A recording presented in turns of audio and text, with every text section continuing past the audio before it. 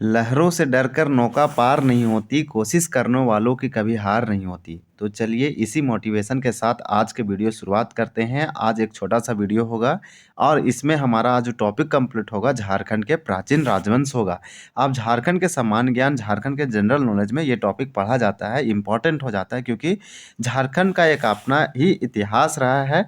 तो इसके अंतर्गत जो जितने भी प्राचीन राजवंश डायनेस्टी यहाँ पे है उसके बारे में हम लोग को नॉलेज होना चाहिए, क्योंकि जितने भी झारखंड के निवासी हैं उनको तो इस क्षेत्र के बारे में एक नॉलेज, एक समझ होनी चाहिए। इसी के अंतर्गत ये पढ़ा जाता है और जेपीएससी के सिलेबस में इसके बारे में तो दिया गया है कि आप झारखंड का इतिहास जरूर पढ़ें। तो यहाँ से क्वेश्चन पूछे जाते हैं, तो आप किसी भी प्रकार से जेएसएससी का कर रहे हैं या जेपीएससी या झारखंड का किसी भी एग्जाम का तैयारी कर रहे हैं, तो ये वाला टॉपिक आप जो है एक दो बार जरूर रिवाइज कर लीजिए, प्रैक्टिस कर लीजिए। जो आपको आज नहीं, साथ में आप रिमेंबर करने की कोशिश कर सकते हैं। प्रैक्टिस लगाइए, इसको एक प्रैक्टिस के रूप में देखिए और चीज़ों को जो है रिवीजन कीजिए। यही इतना ही आप करेंगे तो आप दूसरे से थोड़ा सा आगे निकल पाएंगे। और इम्पॉर्टेंट है पढ़ाई में आप पढ़ें कम, लेकिन रिवीजन जो है थोड़ा सा ज़्यादा होना चाहिए, ताकि आप जितना भी पढ़ें उसको समराइज करने की क्षमता रहेगा, तभी आप जाकर अच्छे कर पाएंगे।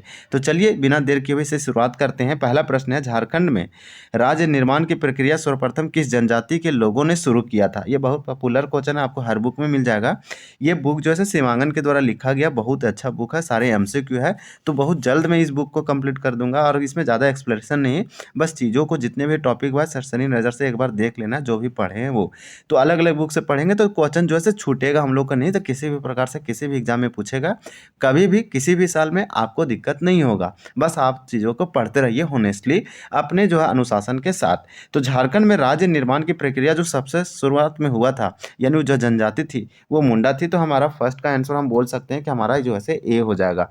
यहाँ पे याद रखिए सी हो जाएगा, ए नहीं, ए में तो संथाल दिया है तो हमारा मुंडा हो जाएगा। तो आप इस क्वेश्चन को समझ गए होंगे कि झारखंड में राज्य निर्माण की प्रक्रिया सर्वप्रथम मुंडा जनजाति के द्वारा किया गया। क्वेश्चन नंबर देखिए हम लोग से पूछा जा रहा है 2 में कि निम्न कथनों पर यानी कौन सा कथन जो है विचार कीजिए और निम्न निम्न से कौन सा कथन सत्य है, विच ऑप्शंस आर करेक्ट या फिर ट्रू है।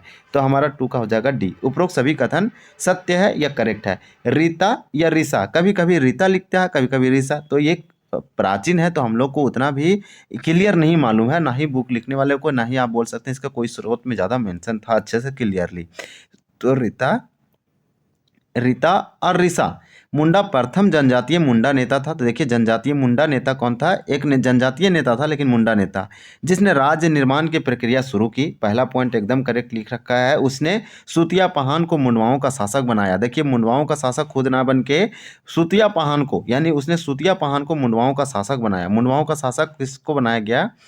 तो सुतिया पहान को बनाया गया। उसने नए राज्य का नाम सुतिया नाखंड रखा। तो ये क्वेश्चन बहुत इजी है, इसलिए क्योंकि जब मुंडवाओं का शासक सुतिया पहान को बनाया तो नए राज्य का नाम भी इन्हीं के नाम पर रख दिया, सुतिया नागखंड।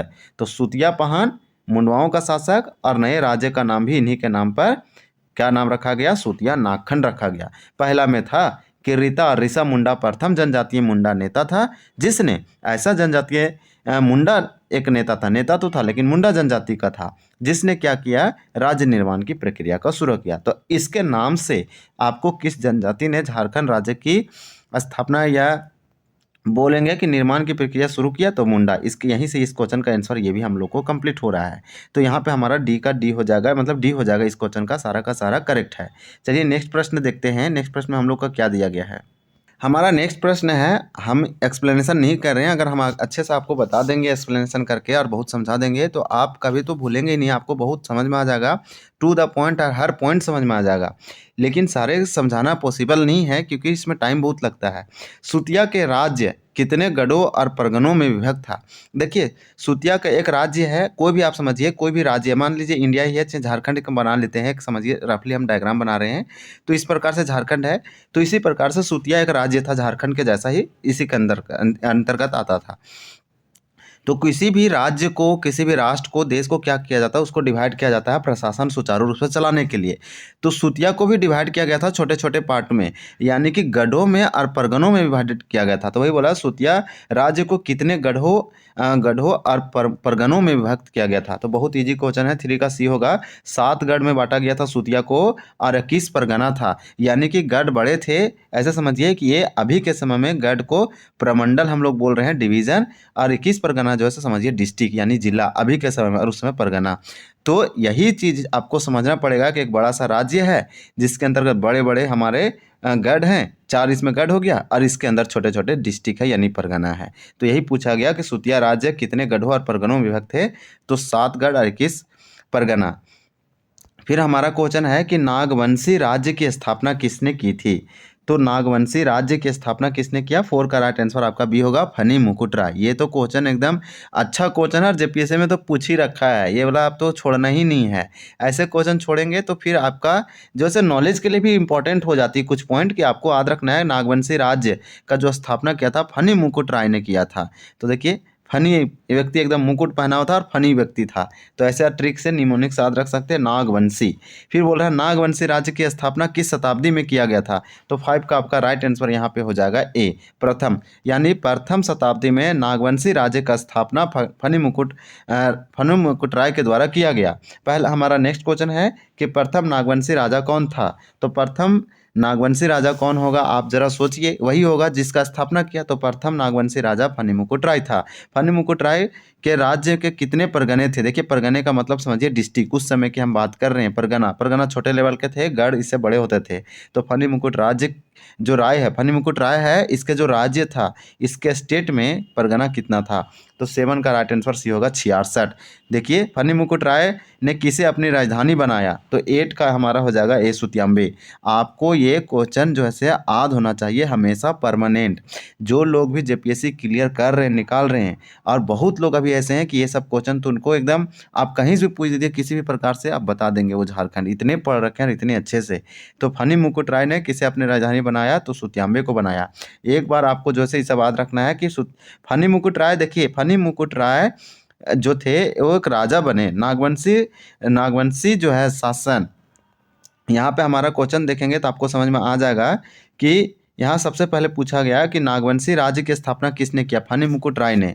सुतिया जो है ये कितने गढ़ों और परगनों में था, 7 गढ़ और 21 परगना में था।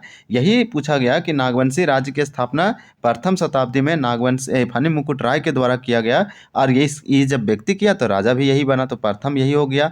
और कितने इसके परगने थे, तो 66 परगनों में विभाजित था। फिर हम लोग से पूछा जा रहा है कि फनी मुकुट राय ने किसे अपनी राजधानी बनाया, तो सुतियांबे को बनाया। तो 8 तक हमारा तो एकदम क्लियर हो गया, हम रिवीजन भी करवा दिए। किस नागवंशी राजा को नागवंशी का आदि पुरुष माना जाता है। तो देखिए आदि पुरुष का मतलब क्या होगा, ऐसे व्यक्ति जो बहुत प्राचीन है या ओल्ड एज का है, एंशियंट टाइम का। तो किस नागवंशी राजा को नागवंश का आदि पुरुष माना जाता है, तो 9 का हो जाएगा डी, फनी मुकुट राय। समझिए नागवंशी राजा यानी नागवंशी राज्य का प्रथम राजा फनी मुकुट राय, संस्थापक राजा फनी मुकुट राय। तो इसको हम आदि पुरुष बोले क्योंकि सबसे पहले आया और सबसे पहले इसका स्थापना किया, ये नागवंश राजा था। चलिए नेक्स्ट प्रश्न देखते हैं। नेक्स्ट प्रश्न देखिए हमारा 10 दिया गया है, आपसे पूछा रहा है कि फनी मुकुट राय के संबंध में कौन सा कथन सत्य है। तो चलिए यहाँ पे पढ़ते हैं। हमारा 10 का हम आंसर बता देते हैं कि डी है, ऑल ऑप्शंस आर करेक्ट है, ट्रू है। फनी मुकुट राय के संबंध में यह पुंडरिक नाग और वाराणसी के ब्राह्मण कन्या पार्वती का पुत्र था। तो पुंडरिक नाग और वाराणसी के ब्राह्मणी या ब्राह्मण कन्या पार्वती, ये सिंपल याद रखिए, पार्वती की लड़का था या पुत्र था। इनका विवाह पंचेत के नाग गोवंशीय राजपूत घराने में हुआ था। तो देखिए इनका विवाह यानी फनी मुकुट राय का जो शादी हुआ वो गोवंशीय राजपूत, पंचेत के गोवंशीय राजपूत घराने में हुआ। इनका दीवान पांडे भवराय श्रीवास्तव थे। देखिए इनका दीवान कौन बना, तो पांडे भवराज श्रीवास्तव। 3 पॉइंट दिया, तीनों इनके बारे में सही था। तो पूरा डिटेल से बता दिया फनी मुकुट राय के बारे में। जितने भी क्वेश्चन आ रहा है इंपॉर्टेंट है, शुरुआत से ही क्वेश्चन उठा के पूछ दिया जाता है। बहुत लोग को याद नहीं रहता, रिवीजन नहीं करने से नहीं बता पाते हैं। तो पुंडरिक नाग और याद रखिए वाराणसी के ब्राह्मणी कन्या पार्वती के पुत्र, विवाह पंचेत के गोवंशीय राजपूत घराने में हुआ, और दीवान कौन थे, पांडे भवराय श्रीवास्तव। किस नागवंशी राजा ने अपनी राजधानी सुतियांबे से बदलकर चुटिया लाया। अब हम लोग दूसरे नागवंशी राजा के बारे में पढ़ना है, क्योंकि सुतियांबे से चेंज कर दिया अपना कैपिटल चुटिया, जो कि रांची के आसपास था। तो 11 का राइट आंसर सी हो जाएगा, प्रताप राय। प्रताप राय एक ऐसे व्यक्ति थे जो दूसरा नागवंशी राजा थे अपना राजधानी सुतियांबे से बदलकर, नागवंशी मतलब सुतियांबे कैपिटल था शुरुआत में, इसको चुटिया किया। चुटिया किस नदी के तट पर बसा था? तो ये वाला आपसे क्वेश्चन पूछा जा रहा है कि चुटिया किस नदी के तट पर था। तो आपका 12 का राइट आंसर यहाँ पे हो जाएगा बी, स्वर्ण रेखा। स्वर्ण रेखा जो है आप जानते होंगे हुंड्रू वाटरफॉल इसी नदी पर है और इसी नदी के द्वारा बनाया जाता है रांची में। तो स्वर्ण रेखा, और स्वर्ण रेखा जो है से इसे स्वर्ण रेखा कहते हैं। जमशेदपुर इसी किनारे बसा हुआ है और इसी में टिस्को और टेल्को वगैरह लगाया गया था, स्थापित किया गया था, जिसे टाटा आज के समय में बोलते हैं। तो स्वर्ण रेखा जो है सोना का अंश है, चुटिया इसी नदी के तट पर बसा था। किस नागवंशी राजा ने खुखरा को अपनी राजधानी बनाई थी? किस नागवंशी राजा ने खुखरा को, देखिए अब जो है से कैपिटल फिर चेंज हुआ है, यानी कि यहाँ पे आपसे चुटिया पहले सुतियांबे से चुटिया, चुटिया से खुखरा। कौन सा ऐसा नागवंशी राजा आया प्रताप राय के बाद जो खुखरा को अपना कैपिटल चेंज कर दिया? खुख नहीं, यानी कि हम लोग बोलेंगे चुटिया को राजधानी चेंज करके खुखरा बना दिया। तो 12 का हमारा राइट आंसर बी हो जाएगा एनिसा। देखिए एनिसा जो है ना, एनिसा के बारे में याद रखिए कि एक नागवंशी राजा था। ये चुटिया से अपना कैपिटल चुटिया नहीं रहने दिया और चुटिया से कर दिया खुखरा यानी कुकरा। तो ये वाला याद रखिए। जबकि चुटिया जो था स्वर्ण रेखा नदी के किनारे था, प्रताप राय के द्वारा इसको बनाया गया था सुतियांबे से चेंज करके। एनिसा वाला हम लोग का क्वेश्चन कंप्लीट होता है। तो चलिए नेक्स्ट प्रश्न देखते हैं। और नेक्स्ट प्रश्न में हम लोग का दिया गया है कि किस नागवंशी राजा ने भीम सागर का निर्माण करवाया था? भीम सागर, सागर का नाम है भीम सागर। यहाँ पे हमारा आंसर बहुत ही सिंपल होगा, यानी कि भीमकर्ण। क्यों अपने नाम पर रखा भीम सागर? किसने करवाया? भीमकर्ण। भीमकर्ण ने करवाया। देखिए ये व्यक्ति ऐसा भी व्यक्ति था जो क्या किया, अपना टाइटल ही चेंज कर दिया। सब राय राय लिख रहा था, फनी मुकुट राय, प्रताप राय। तो इस प्रकार से ये क्या किया, अपने नामों में कर्ण लगा लिया और ये क्या बनाया, तो सागर बनाया, जो अपने नाम पर रखा भीम सागर। यह एक नागवंशी राजा थे। चलिए नेक्स्ट देखते हैं। हमारा क्वेश्चन है कि नागवंशी राजा भीमकर्ण के संबंध में कौन सा कथन सत्य है?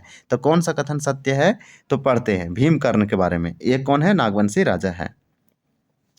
15 का डी होगा। ऑल ऑप्शन जो है करेक्ट है, ट्रू है, उपरोक्त सभी सही है। इन्हें सरगुजा, सरगुजा छत्तीसगढ़ आपको उधर मिलेगा, दक्षिण झारखंड के आप नीचे जाएंगे तो उधर सरगुजा। तो बोल रहा है इन्हें सरगुजा के है वंशी रक्सेल राजा के साथ युद्ध करना पड़ा। तो देखिए भीमकर्ण का किस्मत, या फिर बोल सकते हैं कि इनके किस्मत में लिखा था युद्ध करना, तो ये रक्सेल राजा के साथ युद्ध करना पड़ा, जो कि सरगुजा के रक्सेल थे। तो रक्सेल कहाँ के थे? सरगुजा के। सरगुजा के रक्सेल राजा के साथ युद्ध करना पड़ा भीमकर्ण को। दूसरा है बरवा की लड़ाई। बरवा की इस लड़ाई में भीमकर्ण विजयी हुआ। तो बरवा की लड़ाई होता है जिसमें भीमकर्ण जीत जाता है। तो इनको बहुत सारा युद्ध का सामना करना पड़ा। इस युद्ध में भीमकर्ण को लूट के रूप में वासुदेव की एक मूर्ति प्राप्त हुई। देखिए भीमकर्ण जब युद्ध करने गया तो युद्ध तो जीता भी और लूटपाट भी किया, जिसमें वासुदेव की एक मूर्ति इनको प्राप्त हुआ और बरवा की लड़ाई में जीता। तो ये सब इनके बारे में दिया था, ये इंपॉर्टेंट हो जाता है। 16 है। 16 में पूछ रहा है कि रांची में जो जगन्नाथ मंदिर है, अब जितना भी टेम्पल और मंदिर आप पढ़ेंगे कला एंड संस्कृति टॉपिक, तो वहाँ पे आपको इसका जिक्र आएगा। तो जगन्नाथ मंदिर रांची में है। इसका निर्माण नागवंशी शासक द्वारा कराया गया था। वो शासक एनिसा था। तो आपका 16 का सी होगा। एनिसा बहुत ही वन ऑफ द ठीक था, क्योंकि यहाँ पे आप हम लोग एनिसा के बारे में पढ़े कि ये जो है रांची के आसपास खुखरा जो है अपना चुटिया से खुखरा राजधानी कर दिया था नागवंशी राजा, यही एनिसा। फिर हम लोग एनिसा के बारे में ही दिया यहाँ पे कि एनिसा के बारे में दिया कि जगन्नाथ मंदिर का निर्माण कराया, जो अभी तो रथ यात्रा निकलता, बहुत फेमस है पुरी के तर्ज पे। तो यही आपको याद रखना है एनिसा। फिर यही बोला जगन्नाथ मंदिर रांची में है, एनिसा के द्वारा बनाया गया, एक नागवंशी शासक है। तो इतने सारे पॉइंट को आपको ध्यान में रखते हुए पढ़ना पड़ेगा। फिर हमारा दिया है कि नागवंशी शासक एनिसा द्वारा जगन्नाथ मंदिर का निर्माण किस वर्ष कराया गया? जगन्नाथ मंदिर में बलराम सुभद्रा ये सब का मूर्ति है। यहाँ पे जो है रथ यात्रा निकलता 9 दिनों के लिए। 17 का राइट आंसर हो जाएगा बी, यानी 1691 में, जो पुरी के तर्ज पर, उड़ीसा के तर्ज पर बनाया गया। मोस्ट इंपॉर्टेंट है। 1691 में 1691 ईस्वी में रांची के जगन्नाथ प्लेस या फिर जगन्नाथ मंदिर का निर्माण कराया वो एनिसा था। और था कौन? तो सबसे पहले नागवंशी शासक था। फनी मुकुट राय के बारे में पढ़ते हैं। फनी मुकुट राय के बारे में फिर क्वेश्चन दिया कि फनी मुकुट राय किस वंश से संबंधित थे। तो हमारा 18 का राइट आंसर डी हो जाएगा, नागवंश से संबंधित थे। हम लोग जानते हैं, बार बार यही पढ़ रहे हैं। और ये क्वेश्चन तो बहुत इसी तरह से एकदम सिंपल कभी कभी क्वेश्चन पूछ लिया जाता है जो लोग गलत करके आ जाते हैं। किस नागवंशी शासक ने दोयसा को अपनी राजधानी बनाया। देखिए अब कैपिटल फिर चेंज हो रहा है, तो आपको याद रखना पड़ेगा। अब दोयसा हो गया, यानी कि नागवंशी शासक ने कितना कैपिटल चेंज किया। तो दोयसा ने अपने समय के अनुसार सब चेंज होता है, तो ये भी चेंज कर रहे थे अपना बचने के लिए, संरक्षण के लिए। तो हम बोल सकते हैं कि 19 का राइट आंसर हमारा सी होगा, दुर्जन शाह। यानी दुर्जन शाह ने अपना जो है कैपिटल ही चेंज कर दिया, खुखरा से दोयसा ले गया। अब नेक्स्ट प्रश्न देखेंगे, हमारा क्वेश्चन नंबर 20 है कि इनमें से किस नागवंशी शासक ने पालकोट को अपनी राजधानी बनाया। तो पालकोट को अपनी राजधानी बनाया। 20 का राइट आंसर आपका हो जाएगा बी, शिवनाथ शाह।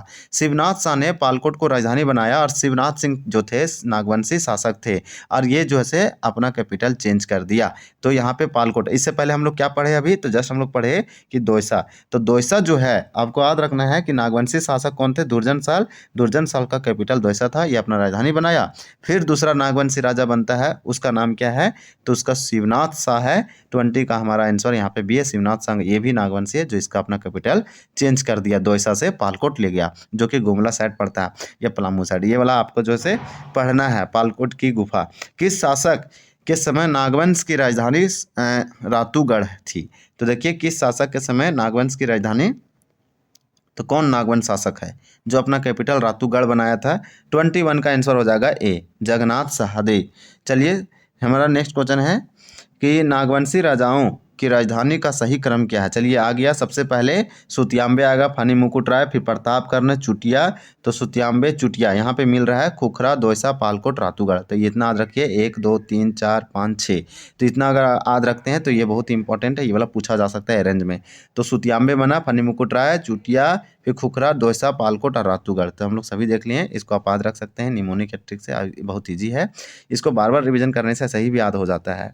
हापा मुनि मंदिर जो कि घाघरा में पड़ता है, घाघरा में, ये बोल रहा है इसका निर्माण किस नागवंशी राजा ने करवाया। तब हापा मुनि मंदिर नागवंशी राजा के द्वारा कराया गया, जो कि हापा मुनि बोल रहा है कि यहाँ पे हमारा 23 का अगर हम बात करें तो बी होगा, शिवदास कर्ण। तो ये वाला आप याद रखिए, यहाँ पे 23 का हो जाएगा बी। किस नागवंशी राजा ने स्वर्णरेखा नदी के समीप सतरंजी में अपनी राजधानी स्थापित की थी। 24 का राइट आंसर सी हो जाएगा, एनी शाह। फिर नेक्स्ट प्रश्न देखेंगे, निम्न में से किस नागवंशी शासक ने भैरव को अपनी राजधानी बनाई थी।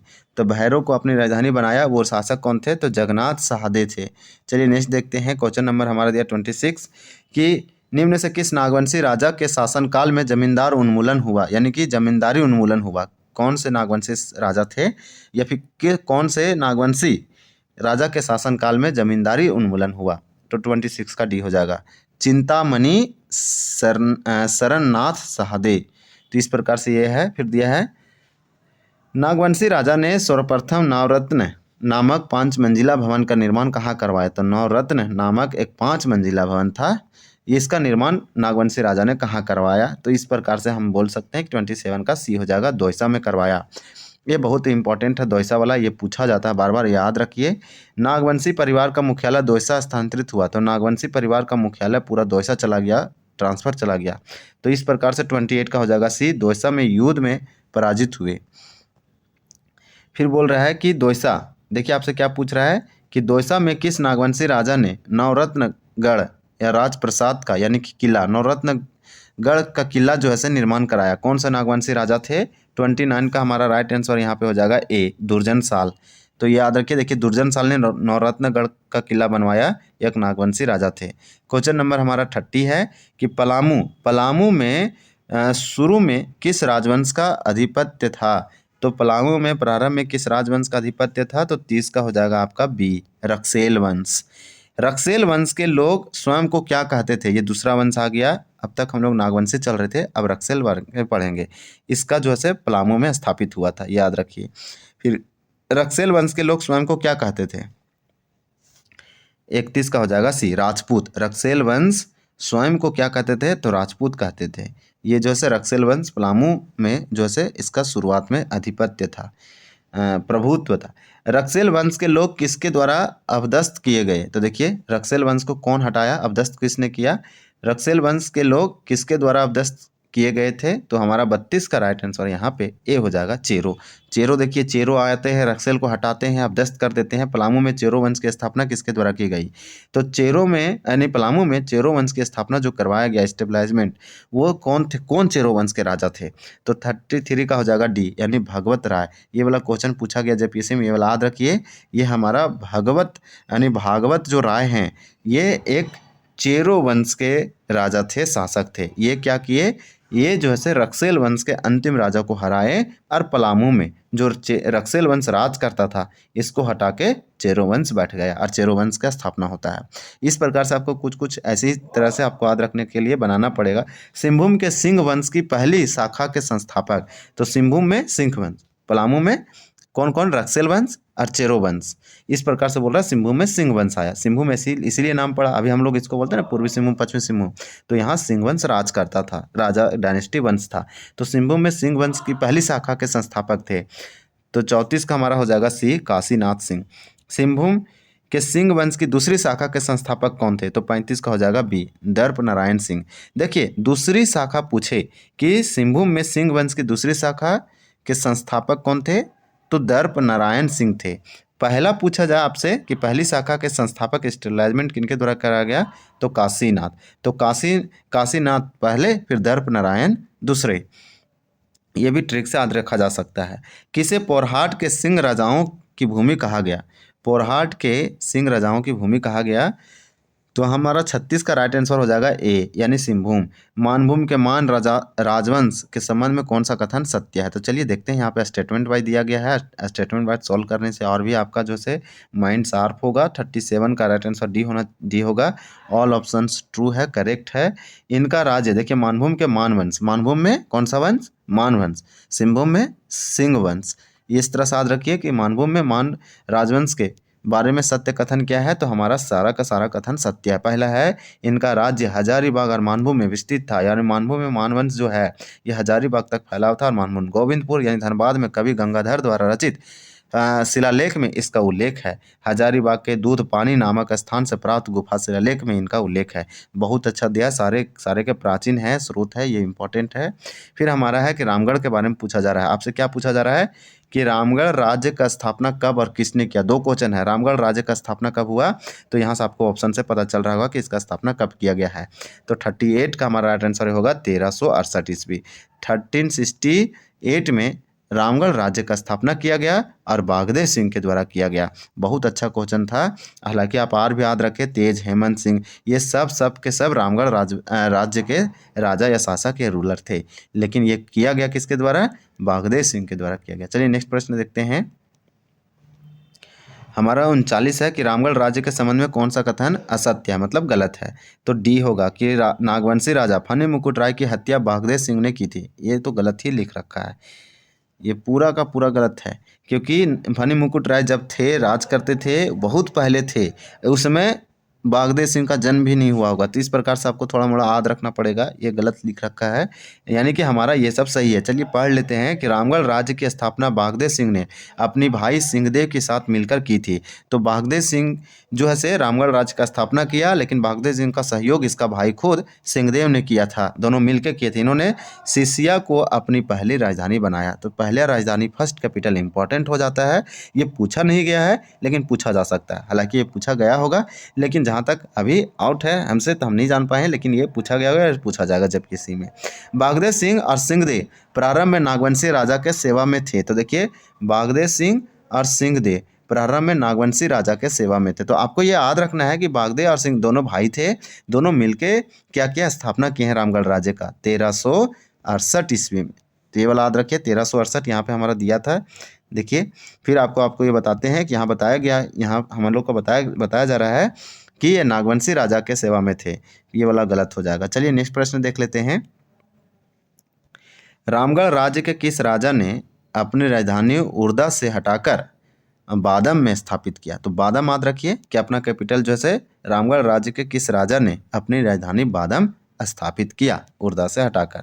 40 का आंसर ये हो जाएगा हेमंत सिंह। देखिए, हेमंत सिंह हिम्मत किया, ऐसा समझिए कि रामगढ़ राज्य के एक हिम्मत वाला राजा आया या शासक आया, ये भी कौन थे? रामगढ़ राज्य के राजा थे, नाम था हेमंत सिंह। इतना हिम्मत था कि अपना कैपिटल ही चेंज कर दी उठा के, कहाँ उर्दा से बादाम ले गया पहाड़ियों के बीच, ताकि इसको कोई कुछ ना करे, इतना हिम्मत था। रामगढ़ राज्य के किस राजा ने अपनी राजधानी बादाम से हटाकर रामगढ़ लाया था? देखिए फिर बादाम से हटकर फिर रामगढ़ आता है, यानी कि ये बादाम जो है सो आपको बड़कागांव प्रखंड में मिलेगा, हजारीबाग जिला। तो रामगढ़ राज्य जो है ये बोल रहा है कौन सा ऐसा राजा था रामगढ़ राज्य का जो बादाम पहले लेगा, फिर ये बादाम से लेकर आ गया रामगढ़। तो 41 का आपका राइट आंसर भी हो जाएगा दलील सिंह। देखिए दलील सिंह क्या किया, बादाम से रामगढ़ लेकर आया। फिर बोल रहा है रामगढ़ राजा तेज सिंह ने अपने शासन का संचालन कहाँ से किया? तेज सिंह के बारे में पूछा जा रहा है कि रामगढ़ राजा तेज सिंह अपना शासन का संचालन कहाँ से किया था? 42 का राइट आंसर हो जाएगा बी, इचाक से किया था। तेज सिंह जैसे नाम आएगा इचाक का नाम याद रखिए। इचाक का किला भी तेज सिंह के द्वारा बनाया गया है। कामाख्या नारायण सिंह रामगढ़ की गद्दी पर कब बैठे? तो हमारा 43 का राइट आंसर होगा डी, यानी कि 1937 ईस्वी, काफ़ी सालों बाद। इसके बाद धीरे धीरे इसको एंड कर दिया गया भारत के आज़ादी के बाद। तो 1937 में कामाख्या नारायण सिंह रामगढ़ की गद्दी पर बैठे। सबसे अंतिम क्या था? वंश था। रामगढ़ के राजा की मूल राजधानी थी, तो मूल राजधानी पूछा जा रहा है ओरिजिनल। 44 का राइट आंसर ये होगा रामगढ़। यानी सोच लीजिए कि रामगढ़ का जो राजधानी चेंज तो होता रहा, लेकिन मूल राजधानी तो रामगढ़ ही रहा। तो वही बोल रहा है कि रामगढ़ राज्य की मूल राजधानी क्या थी? तो रामगढ़ ही थी। रामगढ़ राज्य की राजधानियों का सही क्रम क्या है? तो आपको बता दें कि 45 का आंसर सी है, उर्दा सिसई, जैसे सिसिया कहते हैं, पहला यही बना था। फिर बादाम ले गया, बादाम से फिर रामगढ़ आ गया, रामगढ़ से इचाक चला गया, इचाक से पदमा, ये दोनों एक ही में है। इचाक प्रखंड के बाद पदमा प्रखंड गया, ये दोनों हजारीबाग और एक ही रास्ता में एक ही साइड है। तो आपको ये जो है से ईजिली याद हो जाएगा। तो सबसे बाद में पदमा किला आप जानते होंगे, ये पदमा प्रखंड में आता है, इसी के नाम पर रखा गया पदमा प्रखंड हजारीबाग जिला में। तो ये आपको समझ में आ गया होगा, पदमा प्रखंड है, ये पदमा किला यहीं पे है। इचाक का किला ये भी जो है इचाक आता है, इचाक एक प्रखंड है, बरही चौपारण उधर जाएंगे पटना, तो ये रास्ता होते हुए, तो इस तरह का बताया। फिर रामगढ़, तो रामगढ़ से इचाक, इचाक से एकदम एक ही रास्ता में, समझिए रांची से रामगढ़ हो रहे हैं, हजारीबाग होते हुए, इचाक होते हुए आप जा रहे हैं, पदमा प्रखंड होते हुए कहाँ? तो चौपारण बरही होते हुए आप पटना गया, इस तरह से आप समझिए। फिर देखिए सिसई से बादाम, ये वाला आपका बड़कागांव सेट पड़ता है, ये थोड़ा सा अलग रास्ता में। तो इस प्रकार से आप याद रख सकते हैं। बहुत अच्छा क्वेश्चन था। सिसिया या सिसई, फिर आपको बादाम, उसके बाद तो आपको रामगढ़ से इचाक होते हुए पदमा। ये ट्रिक है थोड़ा सा निमोनिक टाइप से। देखिए सिंहभूम के धालभूम क्षेत्र में किन राजाओं का शासन था? तो सिंहभूम के धालभूम क्षेत्र में, अब यहाँ पे आपको जो है मानभूम वगैरह पढ़ लिए, सिंहभूम पढ़ लिए, अब धालभूम क्षेत्र में किन राजाओं का शासन था? 46 का क्या हो जाएगा आंसर? डी हो जाएगा, यानी नाग। आप याद रखिए, नहीं नाग नहीं होगा, सॉरी, यहाँ पे ढाल हो जाएगा, इसके नाम से यहाँ छिपा हुआ। धालभूम क्षेत्र में धाल राजाओं का शासन था। धालभूम नाम कैसे पड़ा? ये सब नाम आपको समझ में आ रहा होगा। तो धालभूम क्षेत्र कहाँ आता है? धालभूम क्षेत्र है सिंहभूम के आसपास। ये अभी तो यहाँ नहीं, आपको तो ये जो क्षेत्र है ये सब अलग अलग अब बट गया। पहले सब एक था, बहुत बड़ा क्षेत्र था। तो सिंहभूम अपने अपने बहुत बड़ा क्षेत्र था, सिंहभूम के अंदर ही आता था धालभूम, और धालभूम में जो राजाओं ने शासन किया वो तो धाल, इसलिए पड़ा धालभूम। इस तरह से आप याद रख सकते हैं। देखिए खड़गडिहा राज्य की स्थापना किसने की थी? 47 का हो जाएगा ये, हंसराज देव ने। हंसराज देव कहाँ के रहने वाले थे? 48 का हो जाएगा बी, दक्षिण भारत के रहने वाले थे, और यही खड़गडिहा हंसराज राज्य की स्थापना किया। नेक्स्ट क्वेश्चन दिया है 49, मानभूम क्षेत्र का सर्वाधिक शक्तिशाली राज्य कौन था? तो 49 का आपका राइट आंसर हो जाएगा सी, पंचेत। मानभूम क्षेत्र का सर्वाधिक, देखिए मानभूम क्षेत्र में मान शासक या वंश ने स्थापित यहाँ पे राज किया, और इसका शक्तिशाली राजा पंचेत थे। 49 का हमारा हो जाएगा सी। 50 में पूछ रहा है कि किस राज्य के राजा ने कपिल गाय की पूंछ और चांवर के राज चिन्ह का रूप में स्वीकार किया? तो कपिला गाय की पूंछ और चांवर को राज चिन्ह घोषित किया। ये बहुत इंपॉर्टेंट बात होता है कि कपिला गाय की पूंछ को आप एक राज्य चिन्ह घोषित कर दे रहे हैं, या फिर चांवर के चिन्ह। तो इस प्रकार से 50 का राइट आंसर ये हो जाएगा पंचेत। निम्न से किस रियासत की राजधानी पलामूगढ़ औरंग नदी के तट पर थी? तो 51 का राइट आंसर सी होगा पलामू। देखिए नेक्स्ट चलते हैं, फटाफट इसको कंप्लीट करते हैं। कुंडे रियासत किस जिले में अवस्थित थी? तो 52 का आंसर हो जाएगा आपका डी, यानी हजारीबाग। कुंडे रियासत जो है हजारीबाग में, अभी तो इसको कुंदा आप किला या कुंदा जगह सुने होंगे जो चतरा में चला गया, क्योंकि चतरा पहले हजारीबाग में था। सोनपुरा रियासत किस जिले में स्थित थी? तो पलामू हो जाएगा। निम्न में से किस राजवंश के शासन काल में नरबलि प्रथा प्रचलन था? तो नरबलि प्रथा देखिए यहाँ पे 54 का हो जाएगा आपका डी, ढाल वंश। अब हम लोग लास्ट क्वेश्चन देखेंगे। किस राज्य की राजाओं को गोमुखी राजा कहा गया? आपका हो जाएगा बी, पंचेत। चलिए हम लोग कंप्लीट करते हैं। ये सब क्वेश्चन एक दो बार ध्यान से देखिए। कुंडा जो है से हजारीबाग, सोनपुरा पूछा गया तो ये वाला आपका पलामू हो जाएगा। फिर पूछा जा रहा है कि किस नरबलि प्रथा प्रचलन था किसके समय में? तो आपका हो जाएगा ढाल। फिर पूछा किन राजाओं के गोमुख राजा कहा गया?